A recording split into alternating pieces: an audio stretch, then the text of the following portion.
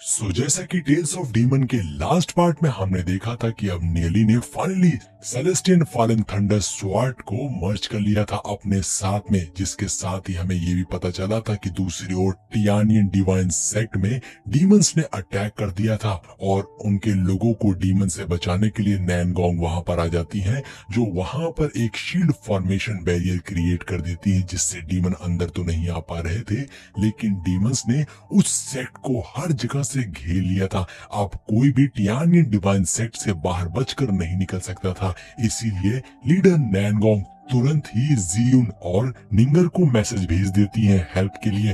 दूसरी ओर निंगर और जियुन जो कि नियली के साथ में थी, उन्हें मैसेज मिल गया था और वो तुरंत ही अपने सेट को बचाने के लिए निकल पड़ती है। तो नियली उनसे कहता है कि तुम लोग चलो, मैं भी तुम्हारे पीछे पीछे आ रहा हूँ। और अब मौका आ गया था फाइनली नियली का डीमन क्लैन से डायरेक्ट बैटल करने का। और अब आगे, लेकिन दोस्तों वीडियो को शुरू करने से पहले मैं बता दूं कि आप में से बहुत सारे लोग मेरी वीडियोस को देख तो रहे हैं लेकिन चैनल को सब्सक्राइब नहीं कर रहे हैं। इसीलिए जिसने भी चैनल को सब्सक्राइब नहीं किया है, अभी के अभी चैनल को सब्सक्राइब कर लीजिए और बेल नोटिफिकेशन को ऑन कर लीजिएगा, जिससे आपको नेक्स्ट वीडियो की अपडेट मिलती रहेगी। चलिए अब आगे बढ़ते हैं। अब एपिसोड की शुरुआत होती है एक डीमन क्लैन के व्हीकल को दिखाते हुए, जिसके अंदर कोई लड़की बैठी हुई थी और वो सामने से टियानियन डिवाइन सेक्ट को देख रही थी। और तभी वहां पर टियानियन डिवाइन सेक्ट के दो डीमन कल्टीवेटर्स आ जाते हैं, जिसमें से एक था सीनियर ब्रदर और दूसरा था जूनियर ब्रदर। वो दोनों सामने आते हैं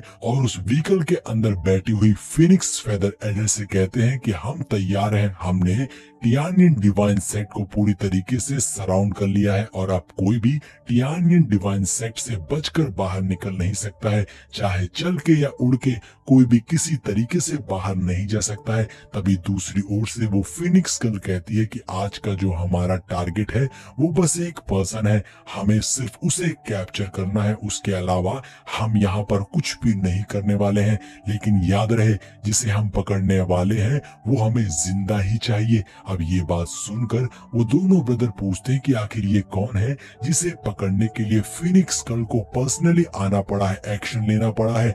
जिसपे फिनिक्स गर्ल कहती है कि वो जो पर्सन है वो फेदर गॉड सेट का मास्टर है और उसका नाम है नियली, जो कि ड्रैगन रियल्म का कल्टीवेटर है। ये बात सुनकर वो दोनों ब्रदर्स कहते हैं, अच्छा ड्रैगन रियल्म का कल्टीवेटर और साथ ही सेट मास्टर। अब वो दोनों ये बात सुनकर फिनिक्स गर्ल से कहते हैं कि आप परेशान मत होइए, हम आसानी से उसे हैंडल कर लेंगे। आज वो हमारे हाथों से बचकर नहीं निकल सकता है, उसे तो क्या, हम उसके पूरे फेदर गॉड सेट को ही डिस्ट्रॉय कर देंगे, क्योंकि हमारे अंदर बहुत जोश आ गया है। जिसपे फिनिक्स गर्ल कहती है, जरा सा अपने जोश को ठंडा कर लो और इतना उड़ने की जरूरत नहीं है, तुमसे जितना कहा गया है सिर्फ उतना ही करना, क्योंकि फेदर गॉड सेट अब पहले जैसा नहीं रह गया है कि तुम सोचो और तुम उसके ऊपर अटैक कर दो, वो चीर फाड़ मचा देगा। इसीलिए अच्छा यही होगा, जितना मैंने तुमसे कहा है तुम बस उतना ही करो। अब वो लोग इसी तरीके की बातें कर रहे थे कि तभी आसमान में कुछ एनर्जी रिलीज होती है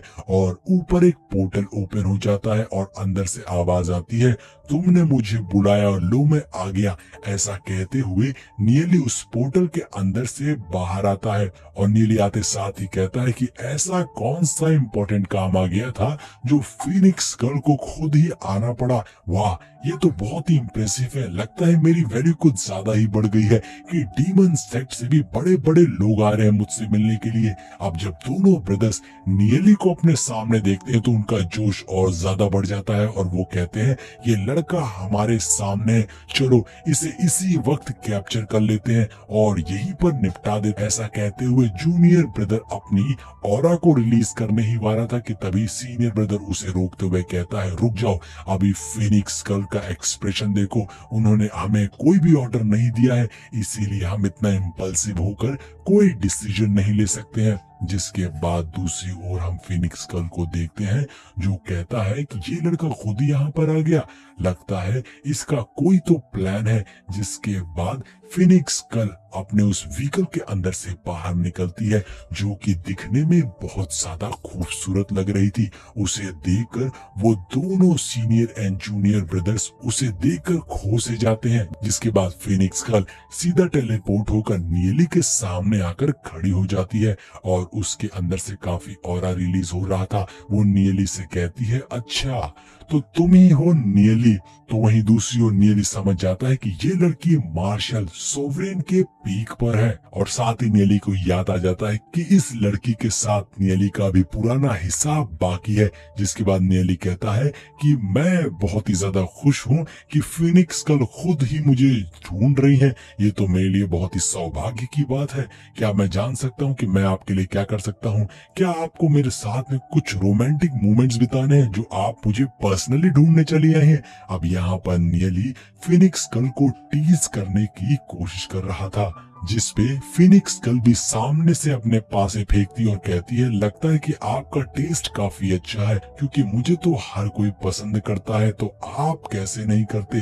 अब वो इसी तरीके से नियली से प्यारी प्यारी बातें कर कर उसे अपने जाल में फंसाने की कोशिश कर रही थी। जिसके बाद नियली उनके सामने खड़ा कहता है कि आपको अगर मैं चाहिए तो मैं इसके लिए बिल्कुल तैयार हूँ, आपके लिए तो मैं कुछ भी कर सकता हूँ। क्योंकि यहाँ दूसरी ओर से फिनिक्स गर्ल अपनी बॉडी नियली को दिखा रही थी और उसे लग रहा था कि नियली उसकी जाल में फंस रहा है। नियली भी दूसरी ओर से अपनी चाल चलते हुए कहता है, ये लीजिए, मैंने अपने दोनों हाथ आगे कर दिए हैं और अब आप मुझे कैद कर सकती हैं, मैं कुछ भी नहीं करूंगा, मैं तो किसी भी समय आपके साथ चलने के लिए तैयार हूँ। आखिर आप जैसी खूबसूरत लड़की के साथ में कौन नहीं जाना चाहेगा?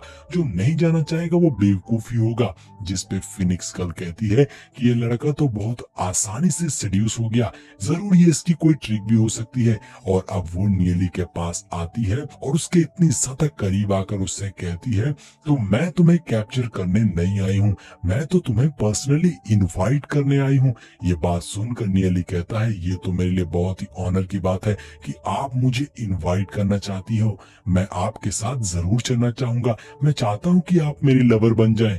यहाँ पर नियली भी कमाल का खेल खेल रहा था, तो फिनिक्स गर्ल भी उसकी बॉडी पे अपना हाथ फेरते हुए उसे अपनी जाल में फंसाने की कोशिश कर रही थी। और वो कहती है कि आप बुरा तो नहीं मानेंगे अगर मैं आपसे कुछ बातें कहूँ तो? फिनिक्स गर्ल नियली से कहती है कि अगर आप माइंड नहीं करेंगे तो मैं आपसे कह दूं कि हमारे डीमन सेट में ऐसी कोई लड़की नहीं है जो आपको सेड्यूस न कर सके। आपको हमारे यहाँ की लड़कियां जरूर पसंद आएंगी। ये बात सुनकर नियली उस फिनिक्स गर्ल से कहता है, अच्छा क्या तुम्हारे सेट लीडर भी ऐसा ही कर लेते हैं? ये बात सुनकर फिनिक्स गर्ल शॉक हो जाती है, ये लड़का क्या बोल रहा है। तभी दूसरी ओर खड़े दोनों ब्रदर्स कहते हैं, क्या इस लड़के को मर्द पसंद है? क्योंकि हमारे सेट लीडर तो एक आदमी है। तो फिनिक्स गर्ल नियली से पूछती है, तुम कहना क्या चाहते हो, तुम्हारी बात का क्या मतलब है? जिसपे नियली उनसे कहता है कि मैं एक बात जानता हूँ जो शायद तुम नहीं जानती हो। क्या तुम्हें पता है कि तुम्हारे जो सेट लीडर है वो असल में एक वुमेन है? अब ये बात सुनकर दोनों ब्रदर शॉक हो गए थे। क्या कहा? एक औरत? हमारे सेट लीडर एक औरत है? जिसपे वो फिनिक्स गर्ल नियली से कहती है, तुम जरूर मजाक कर रहे हो। तो नियली फिनिक्स गर्ल से कहता है कि मैं उनके कुछ सीक्रेट्स भी जानता हूँ। जिसपे फिनिक्स गर्ल कहती है, ऐसे कौन से सीक्रेट्स हैं जो तुम जानते हो, बताओ मुझे, मैं जानना चाहती हूँ मेरे सेट लीडर के सभी सीक्रेट्स को। जिसपे नियली कहता है, बहुत सारे एग्जाम्पल्स हैं कि वो एक वुमेन हो सकते हैं, जैसे कि तुम्हारे जो लीडर हैं उन्हें पेस्ट्रीज खाना पसंद है जो कि फिनिक्स गर्ल के हाथों से ही बनाई हुई होती है, और इसके अलावा उनके अंदर माइंड रीडिंग एबिलिटीज भी हैं। और मैं ये भी जानता हूँ कि जिस तरीके की तुम हो, तुम्हारे अंदर भी ये एबिलिटीज है कि तुम किसी के माइंड को पढ़ सकती हो। और साथ ही नियली ये भी कहता है कि मैं कुछ ऐसी बातें भी जानता हूँ जो शायद आप नहीं जानती होंगी। ये बात सुनकर वो फिनिक्स गर्ल शॉक थी और पूछती है कि ये कौन सी बातें हैं। जिसपे नियली कहता है कि हमें लगता है कि हमें ये सारी बातें प्राइवेट में करना चाहिए, क्योंकि मैं ये नहीं चाहता कि तुम्हारे सेट लीडर बदनाम हो जाए। तो फिनिक्स गर्ल उन दोनों ब्रदर को देखती है जो कान लगाकर बातें सुनने की कोशिश कर रहे थे, इसीलिए वो अपने आसपास में एक साउंड प्रूफ बैरियर क्रिएट कर देती है, जिससे अब कोई भी साउंड बाहर नहीं जाने वाली थी। और वो नियली से कहती है कि बताओ तुम क्या जानते हो, जिसपे नीली कहता है कि मैं तो बस ये कहना चाह रहा था, जो सुनकर आप शॉक हो जाएंगी। जिसपे फिनिक्स गर्ल कहती है कि तुम डायरेक्ट बताओ कि तुम क्या कहना चाहते हो, ज्यादा मिस्टीरियस होने की कोई जरूरत नहीं है। तो नीली फिनिक्स गर्ल के पास आ जाता है और उसके कान में कहता है कि तुम्हारे जो सेक्ट लीडर है वो मेरे कंपेनियन है, तुम नहीं जानती हो कि हमारा भी कोई रिलेशन है। ये बात सुनकर फिनिक्स गर्ल को गुस्सा आ जाती है और वो अपना वेपन निकाल कर सीधा नीली के गर्दन पर रख देती है और कहती है तुम्हारी हिम्मत भी कैसे हुई हमारे सेक्ट लीडर के बारे में ऐसी बातें करने की, तुम जैसे ह्यूमंस के साथ में उनका रिलेशन कभी नहीं हो सकता है, हम तुम्हें खत्म कर देंगे, इसी वक्त मार देंगे अगर दोबारा तुमने उन्हें इंसल्ट करने की कोशिश करी। जिसपे नीली अपने दूसरे फॉर्म को एक्टिवेट करते हुए कहता है कि ये देखो मैं एंशिएंट डीमन फॉक्स क्लैन से हूँ। अब ये देखकर फिनिक्स गर्ल और शॉक हो जाती है कि ये तो एंशिएंट डीमन फॉक्स क्लैन से है, जरूर इसके अंदर डिमोनिक ब्लड लाइन्स होगी। लेकिन अभी भी उसको भरोसा नहीं हो रहा था और वो कहती है कि तुम बहुत ही कनिंग हो, तुम मुझे धोखा देने की कोशिश कर रहे हो, लेकिन ऐसा बिल्कुल भी नहीं होने वाला है। जिसपे नीली कहता है कि सच में आपको अपनी आंखों पे बहुत ज्यादा भरोसा है, लेकिन क्या कभी आपने देखा है कि आपके जो सेक्ट लीडर मोयू है उनके रिस्ट पर एक ड्रैगन प्रिंट है जिसका साइज लगभग अंगूठे जितना है। अब फिनिक्स गर्ल ये भी सुनकर शॉक हो जाती है कि नीली को उनके सेक्ट लीडर मोयू का असली नाम तक पता है, लेकिन वो अभी भी नीली की बात पर भरोसा करने को तैयार नहीं थी और वो कहती है कि चलो ठीक है तुम्हें इसके बारे में पता है, लेकिन इसका मतलब ये नहीं है कि मैं ये मान लूंगी कि तुम्हारा हमारे सेक्ट लीडर के साथ में कोई रिलेशन है और वो एक औरत है। जिसपे अब नीली फिनिक्स गर्ल को समझाने की कोशिश करता है कि तुम उनके बहुत ज्यादा क्लोज हो, तो हो सकता है कि तुम उनकी बॉडी के कुछ यूनिक प्रिंट्स को भी जानती होगी जिसके बारे में ज्यादा लोग को नहीं पता है। और अब नीली बताने लग जाता है कि उसकी पूरी बॉडी पे लगभग 6 ड्रैगन प्रिंट है, 2 तो उसके पैरों पे है और एक लगभग उसके शोल्डर के पास में है, और मैं बताऊं कि कुछ और कहां पर है। ऐसा कहते हुए नीली फिनिक्स गर्ल के बहुत ज्यादा करीब आ गया तो फिनिक्स गर्ल उसे पीछे फेंक देती है और उस पर अपना वेपन तान देती है और कहती है कि चलो ठीक है तुम उनके सीक्रेट्स को जानते हो, लेकिन अभी भी मैं ये मानने को बिल्कुल भी तैयार नहीं हूँ कि तुम्हारा उसके साथ में कोई रिलेशन है।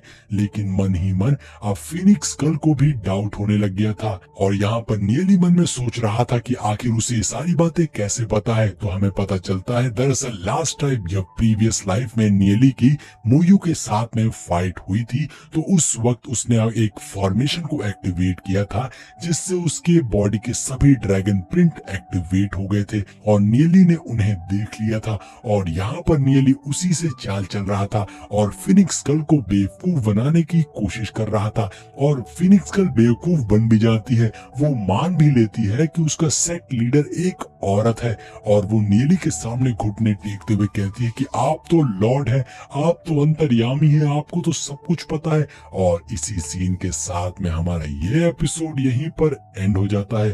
तो दोस्तों अगर वीडियो पसंद आई हो तो लाइक और कमेंट जरूर करिएगा। मिलते हैं नेक्स्ट वीडियो में।